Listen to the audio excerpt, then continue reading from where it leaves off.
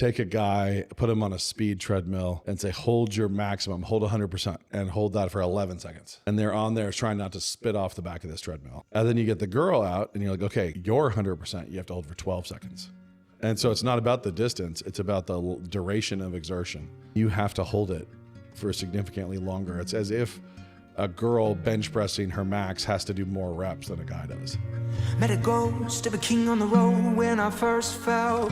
Fire burning to my knees I fell. Met a ghost of a king on the road. All right, welcome to SAS.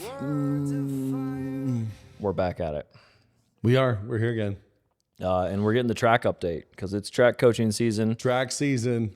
I have a junior high track kid, so we're not quite in it. But I want to hear about the high school track, the coaching that comes, the regular admonishment that you have to get your kids out running to make against kids the clock, run fast every spring. Yeah, it's regionals for us. Starts Friday. Wow. So the girls are heading to state as the clear favorites, but there's some competition. You know, you can't take anything for granted. So we have a pretty clear path. If we do it as that we know we can do, there's a clear path for the girls to bring home their three-peat. Wow. Their third straight state title. And the guys, it's going to be a dogfight. Yeah. They're in the mix. They could do it, but it's going to be a dogfight at state.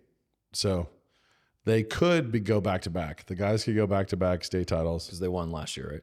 Yes. Yep. So last year we double bannered girls and guys. That's awesome. Girls have it's a strategy. It's like, don't screw up. Do what you know how to do. You'll get it. It's possible. But the thing is, there's such a thing as a flu and injury, and people rise up and PR at the end of the year that you just don't anticipate. So we're in a really strong place with the girls, but nothing's for sure ever. Mm-hmm. And the guys are clearly going to be in a nice, fun dogfight at state on the other side of regionals. Mm-hmm. The guys have only won regionals one time. That was last year on their way to a state title. So this weekend they have a chance to repeat as regional champs. That'll be a good test for how we're doing. Yeah. And then from there we go try to fight at the state level. No. It's going to be fun. I have my girls 4x4 team humming. Yeah. Yeah. Because you're a sprint coach, right? I am a really 400, 800, kind of middle distance. And so there's a distance girl running on the 4x4, and then there's a sprinter from the short distance sprinter crew running on the 4x4, and then my daughter and my niece who are in my group. And they just took, for comparison, they just took our little 2A school 4x400 team sub 4 minutes for the first time ever. And they were the first team in the state this year in all classifications to do it. So they were the fastest relay team in the state, 6A through 1A, for about 45 minutes. And then they got passed by a team up in Coeur d'Alene who's really, really good. And they passed them by tenths of a second. And then there's a 6A school down south that passed them, the next day or something. So we're sitting third with the third fastest time in the state. Not from bad. From our 2A position. Yeah. But small schools don't go sub 4 minutes. It's just really hard to have four girls who can all run, who can average below 60. Yeah, that's crazy. Well, I've heard that we recruit. We do. That's what I've been told. Obviously. It's actually a really long-term recruitment strategy. It's kind of more of a breeding for speed situation. Yeah, to fill everybody in. Breed for speed. The teams from the area, sour grapes have occasionally been sampled. When a small school shows up and cooks, it's pretty easy for other people to accuse us of cheating somehow. Yeah. And we do. We cheat. We have tough, disciplined, cheerful kids. And that's cheating. Because it makes it easy to run fast when you prep for a whole year. Yeah, when you have kids who are more likely to throw themselves into a workout and do it wholeheartedly, it definitely helps. But the thing is I like about our 4x400 team especially is that all four girls are the children of alumni. So fun. they're all second generation Logos So kids. that is breeding. So we recruit generationally. we look down the road and think really, really long term of who should we get into our school now who would have fast children That's funny. in 16 or 18 years. Yeah, not really at all. So it's really fun. And the girls ran phenomenally well. They also had the privilege in that meet of running against Moscow High girls who are still the fastest 4x4 in 5A. And their PRs were within 0.07 of each other on the season. So that was we were excited about that race. It was, two teams squaring off, the fastest team in 2A and the fastest team in 5A. And we kind of shellacked them. That's great. So I made a terrible mistake. As I mentioned, I have a junior high racer, and I said, Asher, I can still beat you. Let's run a mile. And he started running, and I was like, wait, how fast are you going? And he was like, this is my pace, Dad. And I was like, oh, I'm in trouble. were you racing in a mile or what were you Yeah, doing? we were running a mile. Yeah. You're like, uh-oh. Uh-oh. This is going to go for a long time. Let this be a shot across your bow as you enter. Yeah. You can see middle age from here. How Right. far away is middle age officially, Brian? I'm 37, so 3 years from here, Yeah. you're hitting middle age officially. You may as well just start getting start fit now. because keeping up with your boys. yeah, that was funny. Seamus was in 8th grade when I lost to him in a game of 1-on-1. Oh, wow. And I was like, You're like, you're too small to be I'm beating like, me. well, yeah, like this is not okay. This is not all right. So I knuckled down, buckled down, and it's only gotten worse. Right. So Yeah, that's what I trying to thought. beat him now would be funny. Yeah. So it would just be silly. Yeah, because he's D1 now. So I would be just shooting really deep threes, like Joker, just cocking it behind my head and saying a prayer. Oh, yeah. Well, it's a fun moment when your kid beats you and earned it for the first time. Even, yeah. That's funny. For So, sure. I'm sure Rory and James can both outlift me right now, but they can't out-type me yet. Right. Yeah. My son's typing skills are abysmal. I don't know what they do in those typing electives. This is what we get. This is what we get for not letting our kids have phones. They can't type at all. What's wrong with your thumbs? You have no thumb dexterity. But yeah, so But track this- season is here officially wrapping up. We're to the really exciting parts. Yeah. Well, this kind of it leads off of a questions part of what we're going towards. But this SAS listener asks, do you have resources for coaching my girls to play sports in a feminine way? I've heard the concept from Moscow, but not how to execute. Well, it depends on which sport, what Yeah. what teams. We don't do football. Yeah, For we're the playing girls. tennis, we golfing, we running. Yep. You playing basketball. Volleyball. Yep, it's there's ways to try to be a Brunella and to try to be a boy in how you pursue things, and don't do that. I don't think I'll throw out a little. I may have said this before, but this is a little fun fact. I've been coaching now track for 5 years. This is my 5th year since my daughter Amira was a senior in high school and she's graduating, this next week. And one of the things that shocked me was discovering that I had everything backwards initially, where I was going to be harder on the boys and I was going to be like give them more reps and be tougher and be easier on the girls, and actually had to do the different approach. My girls and my 800 runners do the extra work.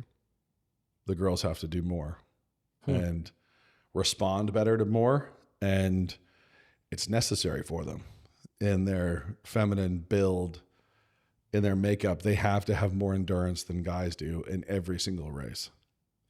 So What do you mean by that? You just mean it's harder?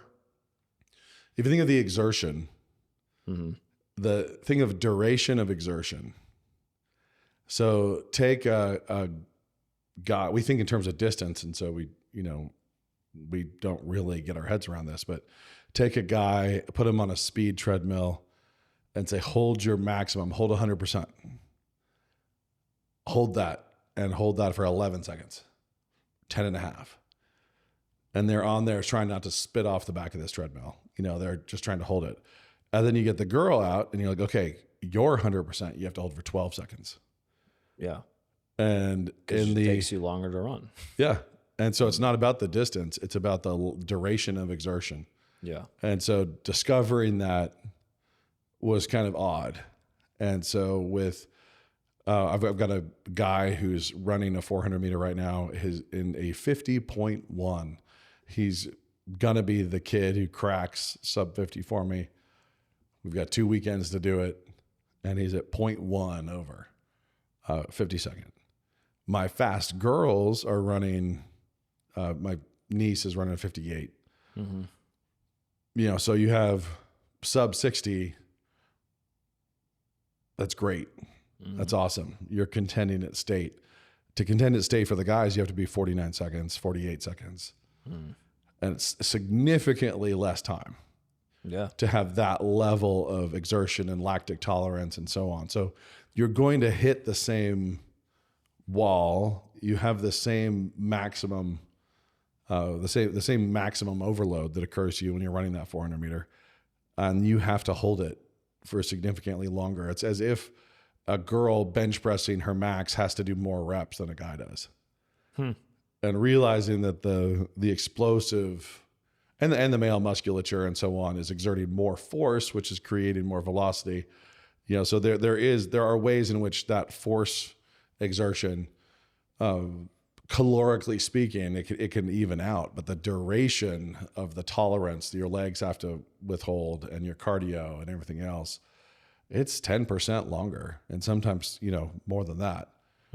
So it's if you think about, we have one sprinter on the team is threatening to go sub 11 seconds, go 10 seconds something in the 100, and girls are going, the fast ones would go mid 12. 12.2 for a girl is like sub 11 for a guy. It's really low 12s is like cracking that. And of course there's girls who can go sub 12 too, and girls elite best in the world can go faster than that, but even they are over against the guys who are doing it for less time. And it's just weird to discover that. And that's and that has affected my training. And it's when you're dealing with a small high school, you can't change your training up too much by gender. But it is interesting that when people think about pursuing a sport in a feminine way explicitly, they normally are susceptible to the weaker vessel Victorian teacup problem of, how do I go easier on my girls? How do I have them not try as hard, exert themselves as much? It's like, it's not about that. They have a harder road ahead and more exertion differently than the guys do. They have to be in many ways tougher than the guys, but not in a masculine, dominant. Not the WNBA voice. Yeah. approach. And not seeking dominance, not seeking equivalence, not chasing that egalitarian stuff, being pretty, trying your hardest, not wanting to crush your opponents. It's like there's a mentality difference, that is very, very important in terms of how girls and guys approach things. Masculine power, feminine power. There's a lot to think through, but ultimately it would come down to every single sport, the coaches, the tone of the team, the tone of the competition, and so on. So Do you very much, as you're talking to, say, your mixed group of kids before a meet, do you vary that message in that way? I mean, I guess sometimes I feel like at the same time our culture is so hard the other direction. Like everybody's the same. A girl can do just as well as the guys. Like we got to preach that message of you're just as good. Scratch and claw. Yes, claw until you get the same, which is obviously completely backward. It's ruined everything. But then I often feel like we do have some of the prairie dress crowd who are like, don't let your girls push. Like, don't try that. Like, why are they doing sports? That kind of, do you vary those things when you're talking to a mixed group? I mean, when I'm talking to my athletes specifically, when I'm coaching my girls up versus coaching my guys up, I'm talking to them very differently. It's not the same. Yeah. You know, it really isn't. And I'm gonna challenge them differently, exhort them differently, and I want different outcomes and different behaviors. With the girls, I actually, as of this last meet, I have to remind them, don't help your opponents beat you. Like, how does that work?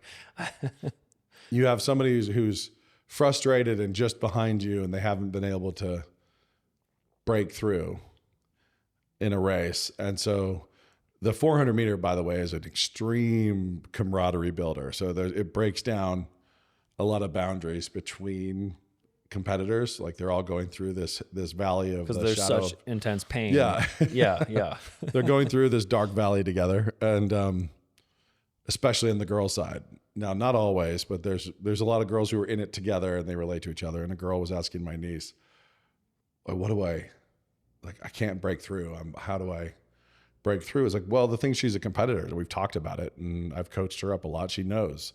So she told her what she was doing wrong, and then proceeded to lose to her because the girl had this massive breakthrough.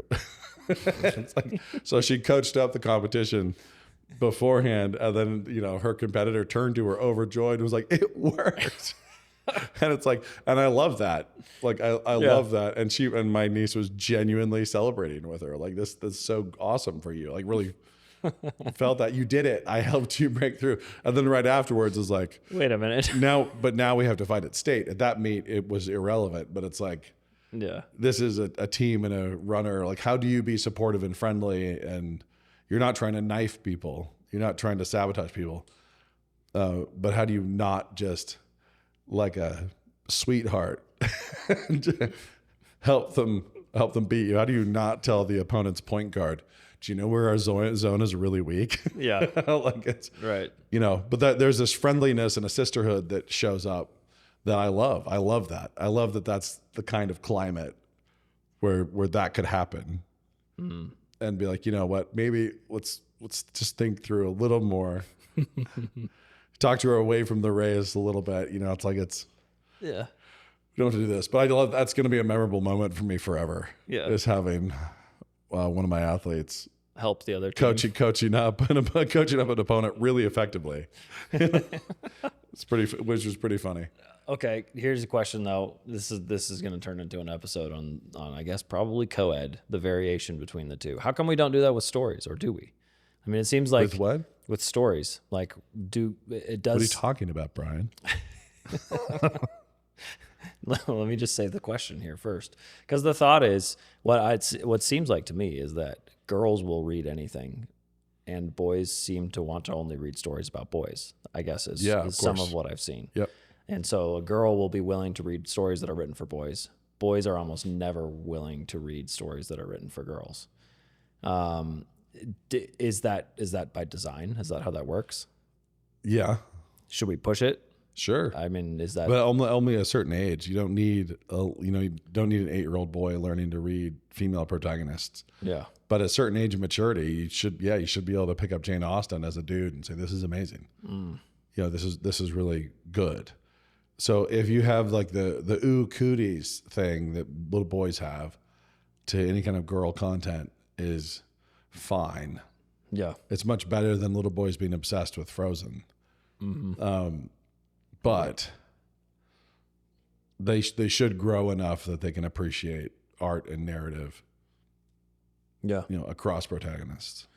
So I guess this might be basic, but girls are picking up on. Are they being fed by different things in the story with that way? As the little girls are heading into, you know, a story written about a boy, than a boy is if he's reading a story about a boy. Yeah, of course it's different, but it's really depressing right now, Brian. This is a very depressing thing that you're bringing up. There are streamers right now who shall go unnamed. I've had recent conversations where it's like I'm talking to people and they're talking about their direct appetite, what they're looking for, what they want. And there are streamers who, for young girls, are looking for content that emphasizes high school drama, Wow. teen drama for 6 to 8-year-old girls. Oh no. Why? It's like, well, because the relational piece relational dynamics and the development of relationships, the ebb and flow of relationships is the engine room of little girl storytelling. When they're little, they could still really love fairy tale adventures and so on. And they start to kind of lose the magic a little bit, as Lewis talked about. Susan like starts thinking about boys and makeup, Yeah. and loses the ability to be in Narnia, which is a nice depressing beat. But right now, that is the situation in terms of streaming content and like what boys will watch versus what girls will watch, and the algorithms and the metrics and everything they're measuring it's all pretty horrifying. And the guys will watch stories. They'll watch animation. They'll watch live action. It's about the absorption of the narrative, the quest, the journey, the situation. Girls can get absorbed that way. They're far more versatile. But when they start talking about girl-only content, girl-specific content, they start kind of playing to the worst, playing to the weakness. So it's kind of, in my opinion, I'm going to just pop off here. There's a ton of qualification necessary. So asterisk qualification needed, but a lot of girl-focused fiction in film, TV, or books is as unhealthy for those girls as if we started trying to just create content for little boys that was driven by lust, both sexual and bloodlust. So if we're going to take the vulnerability of that gender and we're just going to try to just exploit that vulnerability and sell it content, how do we sell these boys content? And we're just going after gore, hyper-violent bloodlust, domination, raping, pillaging. Like, we're doing that for these boys. That'd be very bad. It'd be very dangerous. We do that for girls, where we look at the weakness, the vulnerability, the propensity to, let's just say, gossip, envy, jealous, catfight, and we just tell catfight stories. Right. And So it's going to be what they're basically doing is they want Mean Girls, but down for 6 to 8 year old content. And well, Right. It's, for the little girls, when they're doing that, they want it to be more wish fulfillment. You're wishing you were this older girl having a drama of who's going to take me to prom. Right. It doesn't have to be super Right. mean girlsy. It can be just that wish fulfillment up to an unhealthy drama. And that's the kind of stuff we're trying to feed them. Now, boys have opted out so extremely that Netflix and others would settle just for getting boys to watch anything. Yeah. Because they're, they've tapped out heavily. I've been testing this with all the college kids I run into, just trying to find out, like, what do you watch? And they all tell me nothing. And I know that's not true. And so I'm always like, come on, tell me what do you watch? And then eventually you dig down and you find out they are watching very specific. Yeah. They're watching a lot of The Office, or they're watching I watch weightlifting videos, or I watch creator content about specific things. Right now, massive resurgence in long form anime. Okay. So among college guys and college girls. And so now Paramount and Netflix and everybody, they're throwing huge sums of money at anime because Crunchyroll started and became enormous with very cheap, slapped together animation. And the stuff that had long character journeys, like complicated worlds and long journeys, really resonated and just started getting tons of viewers. Yeah, because if you default to a guy, that's going to be the thing that really makes him excited, it seems like, is that world building journey and the long character where you track. It's like, it seems like when I find or talk to guys about the stories they like, or Brandon Sanderson, et cetera, that's what they get excited about.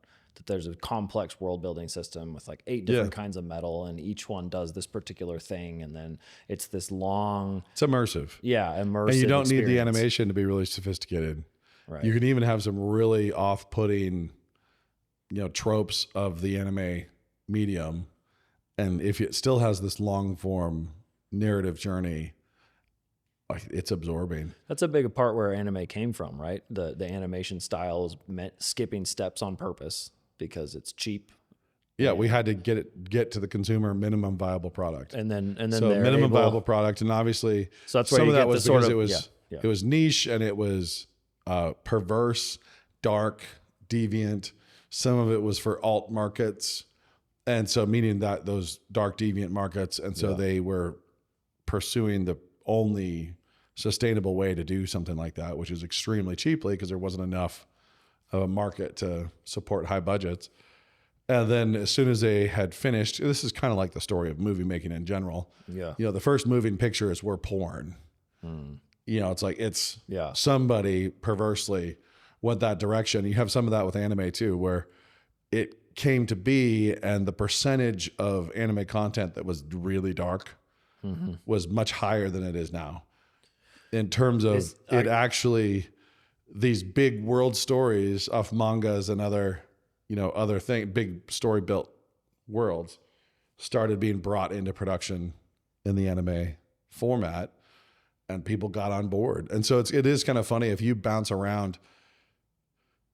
And I would say if you bounce around, I'm just thinking about college basketball players, you know, just athletic dudes.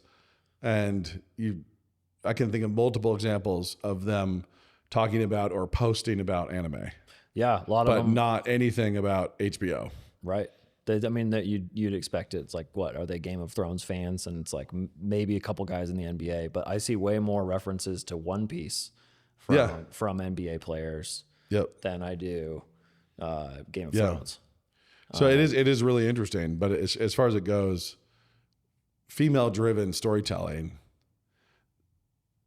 is odd. It's just there's so much more versatility. There's so much more versatility in women for narrative consumption than there is for guys, and it's odd. It's by design, but they're definitely designed for more empathy than guys are. They're designed to be able to like connect laterally into other weird places and worlds. So they can read Lord of the Rings, see hardly any female characters and love it. Still really like it. And be immersed. And yet if you had a guy and you handed him something of that length with just as many males in there as there are females in Lord of the Rings.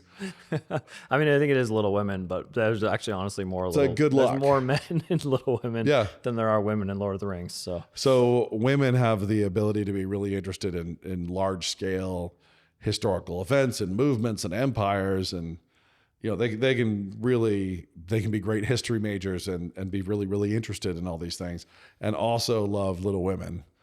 And men struggle to do that. There's just less flexibility, less adaptability. I think it's by design. Yeah.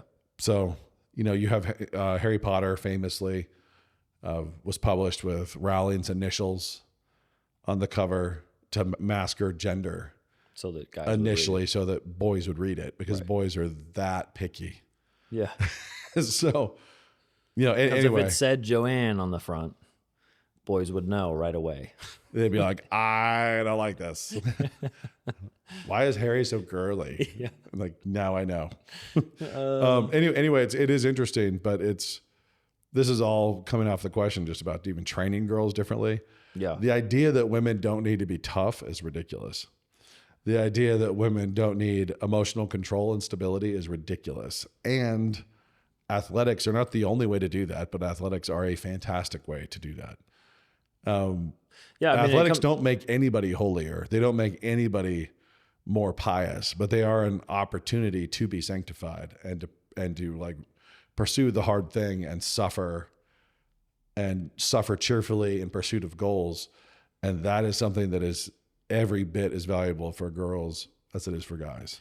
Yeah, I'm gonna make you go through all of these again as my daughter now is about to turn 2. I'm like, I should have been paying more attention. Very early on, I'll be like, what's her 40-foot time? And let's start extrapolating her track potential. Yeah, exactly. I had previously, by the way, I had told people that when my 4x400 team goes under 4 minutes, I'm retiring. Right then. It happens sooner than I thought it would. You know, I knew we could chase it this year, but I still had made a promise to my daughter to coach her through high school. So 2 more seasons after this one, but I told the head coach, turning my resignation in. You did it. 358, we're out. And you did it. Yeah, we're done. Never mind. I'm still here. Still coaching. Now I'm like in my head very quickly. I was mapping how we could get to 356 and keep going. We absolutely could. Yeah. So How much variation? This is probably too specific. Oh, well. ask it. How much variation is there on like a particular meet? Do you just need to have everybody run their best race on the specific day? Oh, there's a lot. Because that's what I've seen is like I'm watching my son who's, he's 7th grade and trying really hard to break. There's nothing like the reward of actually hitting something you've been working all season to break. Like that goal. That's so cool. But it does make me think too, with a relay team, do you just have to have everybody run their best race on a particular day? Or? Yeah, but you need their best race to continue to improve.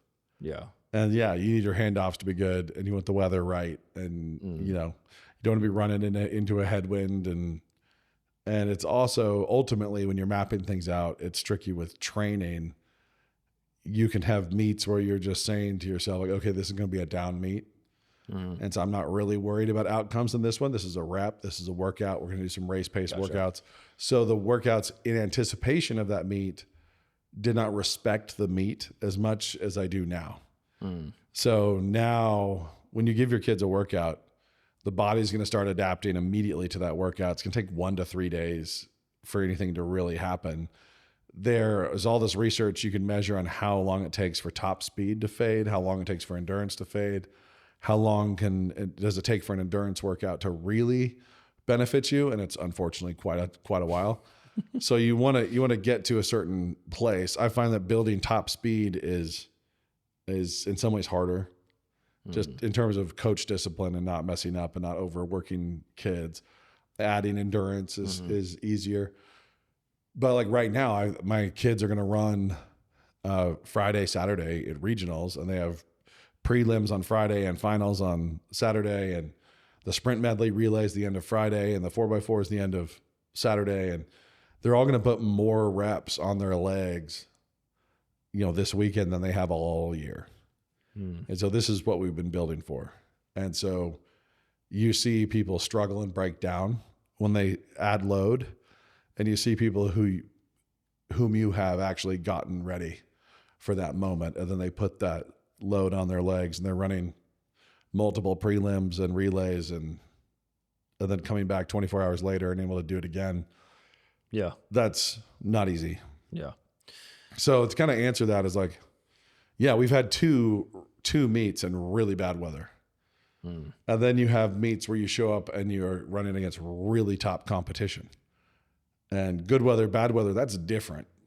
So if you take a girl or guy, but you put her in a open event against somebody way faster, it's much harder to perform well than if you put them in a meet against somebody slightly faster.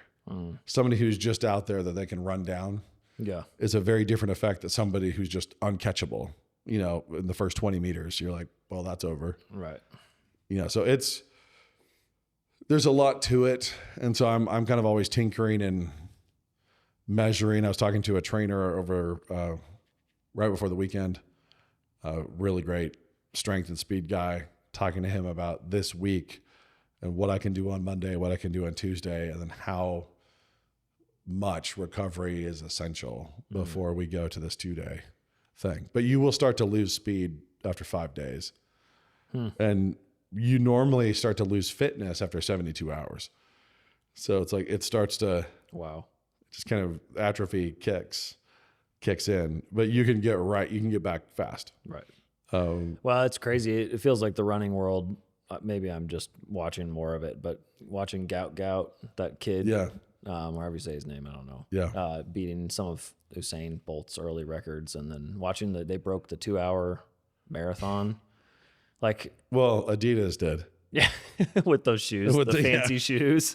Yeah. And their share price went up. Are those shoes illegal? No. For track? They're just. But will they remain legal? Yeah, well, we'll they're see. like But they 4-ounce expandy shoes. This was something Nike had a big old promotional thing that they were going to do this, and they were doing it in actual in isolation in an enclosed environment, and they really were trying to chase this, and then failed, and then Adidas. Oh, I think I did see that they had Adidas succeeded. Right, that guy 4:30s for 26 miles cruise. Humans are cool. Yeah. It's pretty cool. And It's then wild. you think back to the early milers, Bannister and everybody, and people being like, the 4-minute mile cannot be broken. Yep. And now these Kenyans are running 26, High schoolers. 4:30s. High schoolers. Yeah. It's crazy. It is interesting what we've learned about nutrition and everything else. And we actually, for a long time, this is what the trainer told me. So I'm citing Calvin Bays here. He's like, it's like when we split with the Soviets, there was all this shared science, and then post-war, Iron Curtain, et cetera, they kind of took Soviet science in one direction, athletically, and we took it all towards aerobics and like a lot of aerobic training and so on. And then as the convergence has happened and as people have started to explore outside of our initial pattern, everybody was doing cardio and an aerobic workout, discovering other ways. And some of the things the Soviets were doing, and way before when you say that, were. I just think doping. Isn't there a documentary about the Soviet they're dopers? doing things too, but I'm talking about the training methodology Oh, okay. was significantly better in many ways for particular things, for explosiveness and power, speed, et cetera.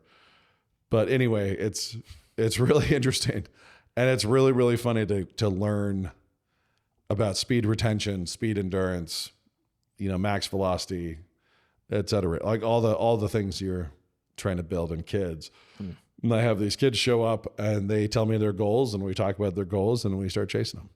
That's great. So, I've got my runner at that 50.1 and my girls 4x4 sitting where they're sitting.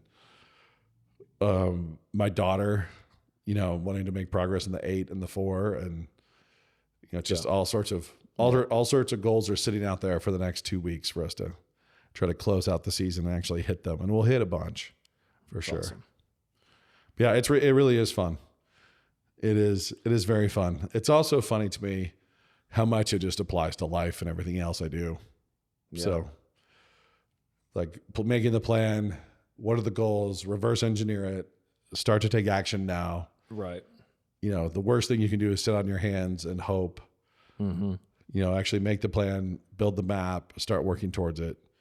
Whether it's a novel, a movie, a TV show, real estate, it all kind of comes down to the same sort of aggressive training pursuit. So anyway, it's fun. It's track season. Track season. I think that's all we have. That's all we have. We're just talking about track We're just today. talking about track. The main thing And was we're planting the flag right now that the goal is to come back home with another double banner. Yeah. To go to back-to-back double banner would be wild. That would be crazy. It'd be extremely wild. It is possible. It'll be, like I said, it'll be a knife fight in the alley for the boys with a really tough team down south and others. But there's one in particular that's And the girls don't knife fight. They apparently help each other. they help each other out and still try to win. But here's the other thing is I love competition. Yeah. I love other people being better. I don't want to win by other people being worse.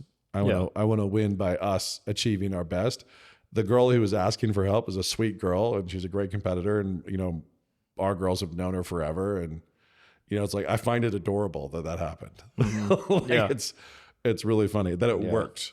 That Right. it happened that like two rivals in a race are talking beforehand about how to help one of them break through, and then she does and surpasses. And I find that hilarious. That's a good aspect of community that we don't always see, hilarious and awesome. It's like, so at the downside is like, hey, don't help her beat us. And at the same time, I care more about us getting faster. Like, yeah, let's have her run her fastest and let's try to have our fastest be faster than that. And, there's a big difference between competing with people and hoping that they fail. Yeah. It's like, or even in a team, I'll see that, especially with guys, where somebody wants to be the quarterback, somebody wants to be the star, point guard, somebody wants to be whatever. Yep. Whatever it is, and they want to have that by other people not getting better. Like they want other people to stay worse. I was just talking to an athlete who had a bad race in practice. This was just in training. Lost to a bunch of people. And I said, would you be happy if they all ran slower? you know, if they were all Yeah. behind you, would you be satisfied with that rep, Yeah. with that race? And that's the problem. Right. If you would be, that's bad. Like, Yeah, I think that's, I don't know if that's just males, but that's a pretty male one right there. Yeah. Because you're like, I would have to work really hard in order to do better. Having them be slower and me be faster. I see this with some people who want to seek worse competition. They want to aim down. They don't want to aim up. Yeah. You know, that it shows up in a lot of ways. And if you It's because the males want glory, right? Like that's the big thing we're chasing. And so it's like, well, if the same amount of glory is there. emotionally, you're like, So if I ran the same speed, but they all ran slower and I was first, Yeah. I'd be happier. Yeah. And it's funny because there's guys who have broken world records and not gotten the gold medal because somebody else broke the world record, Right. but just a little bit more in front of them. Yep. And so though it's in those moments, imagine being an NBA player in Michael Jordan's era, you know, where you're really good, but you play for the Jazz or for the Sonics or for the Knicks. It's just not your time. Yeah. And Yeah. you know, I'm sorry, there happens to be a legend in the game right now. You know, it's that kind of It takes some maturity to appreciate that. So yeah, running your fastest, doing your best, trying to honor God with your maximum effort and approach. That's all you can do. And so yeah, you want to pour yourself out in every rep and be happy if you do, even if other people are ahead of you. And if other people are behind you, great. Yeah. But did you do your best? And I've challenged kids like that. I've shown them video. It's like, look at you trying to lose right here. Like they're ahead, but look at you broke down and you eased in. You didn't run through the line.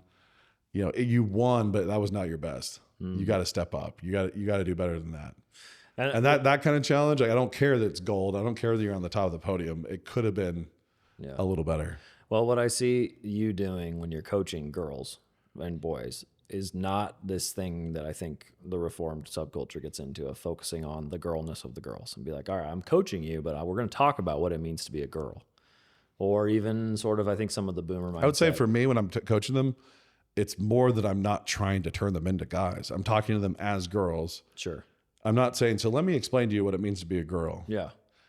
I'm not doing that. I'm talking to them as girls, challenging them as girls, and I'm not trying to turn them into dudes, or sure. I'm definitely not trying to motivate them like I would motivate a guy. Yeah.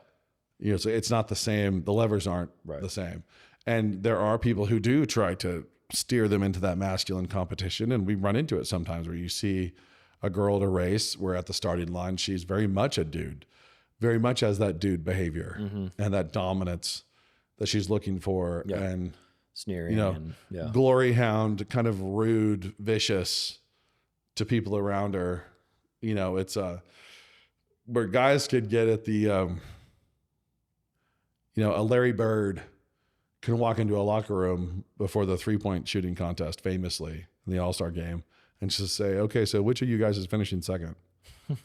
You know, it's like, and everybody laughs and ha ha ha. Guys can do that. Yeah. And at the starting line, they'll like fist bump and respect, and, you know, they respect each other, but they know I'm here to beat you.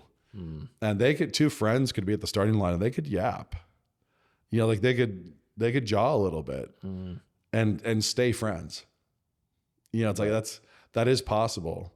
And for the girls, when you see a girl doing that, when she starts cutting down her competition next to her and she's trying to trash talk or slight or undermine and create emotional insecurity or emotional damage in her competitor, like in her competition prior to the race, it's gross.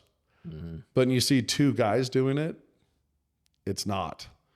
Like, it can be. Like, they can do it in a gross way too. But, you know, when you see two real tough competitors who've seen each other a lot and they have a mutual respect and they're also kind of yapping a little bit, or they have a bet on it or whatever. It's like it is funny. Like, it's actually, it can be really pleasant. The aroma of it can be really, really pleasant when two guys are competitors like that.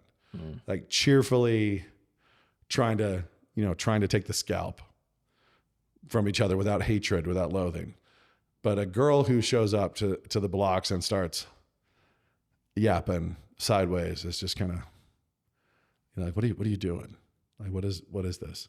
It's much better if you're like, hey, do you want to know how to beat me? Don't tell anybody. I'll tell you the secret.